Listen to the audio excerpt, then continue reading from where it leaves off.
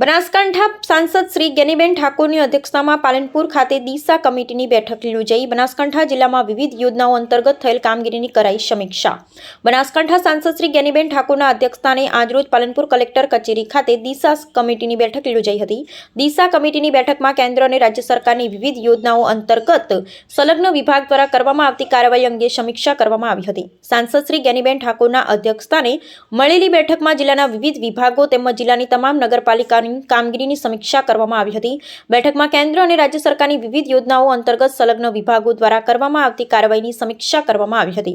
બેઠકમાં જિલ્લાના અધિકારીઓ દ્વારા સાંસદશ્રી સમક્ષ કામગીરીની માહિતી રજૂ કરાઈ હતી। બેઠકમાં કેન્દ્ર અને રાજ્ય સરકારશ્રીની વિવિધ યોજનાઓ જેમ કે સ્વચ્છ ભારત મિશન, મનરેગા, પ્રધાનમંત્રી આવાસ યોજના, રાષ્ટ્રીય ગ્રામીણ આજીવિકા મિશન, જનની સુરક્ષા કાર્યક્રમ, પ્રધાનમંત્રી માતૃવંદના યોજના, મુખ્યમંત્રી અમૃતમ વાત્સલ્ય યોજના તેમજ અન્ય યોજનાઓ અંતર્ગત થયેલ કામગીરીની સમીક્ષા કરવામાં આવી હતી। તદુપરાંત જિલ્લા ગ્રામ વિકાસ એજન્સી પાલનપુર હસ્તકની વિવિધ યોજનાઓની નાણાકીય અને ભૌતિક કામગીરીની સમીક્ષા કરવામાં આવી હતી। તેમજ અન્ય વિભાગો આઈસીડીએસ, માર્ગ અને મકાન સ્ટેટની કામગીરી તેમજ ઈ ગ્રામ યોજના અંતર્ગત થયેલ કામગીરી, સર્વ શિક્ષા અભિયાન, ખેતીવાડી વિભાગ તેમજ અન્ય વિભાગો દ્વારા વિવિધ યોજનાઓ કેન્દ્ર અને રાજ્ય સરકારશ્રીની અંતર્ગત થયેલ કામગીરીનો અહેવાલ રજૂ કરવામાં આવ્યો। આ તકે સાંસદશ્રી દ્વારા જરૂરી સૂચનો આપવામાં આવ્યા હતા। બનાસકાંઠો જિલ્લો વિકાસ ક્ષેત્રે અગ્રેસર બને તે માટે જિલ્લામાં પાયાની સુવિધાઓ ઝડપી વિકાસ થાય તે દિશામાં સૌએ સજાગતા અને સમન્વય સાથે કાર્ય કરવાની જરૂર હોવાનું બનાસકાંઠાના સાંસદ શ્રીમતી જ્ઞાનીબેન ઠાકોરે જણાવ્યું હતું।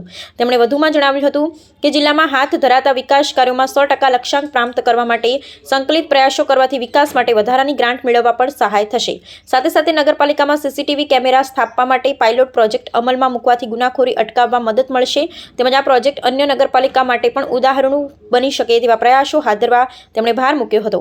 આ બેઠકમાં જિલ્લા કલેક્ટર શ્રી મિહિર પટેલ, જિલ્લા વિકાસ અધિકારી શ્રી એમ જે દમે, જિલ્લા ગ્રામ વિકાસ એજન્સીના નિયામક શ્રી આર આઈ શેખ સહિત જિલ્લાના